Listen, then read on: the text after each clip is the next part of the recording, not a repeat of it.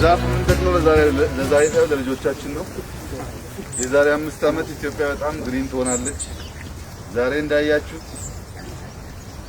አፋር ብትሄዱ ተአምር ነው የተሰራ ያለው። ሶማሌ ተአምር ነው የተሰራ ያለው። ኢትዮጵያ የሚቀየር የሚበለጽግ ሀገር ነው።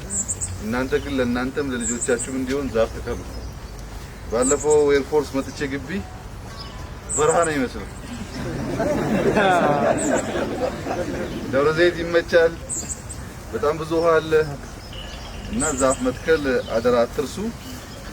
በርቱና ሀገራችሁን ጠብቁ። የዛሬ 10 ዓመት ደግሞ ታያላችሁ ምን እንደምትመስል ሀገራችን ማለት ነው። ሞራላችሁን ጠብቁ አደራ።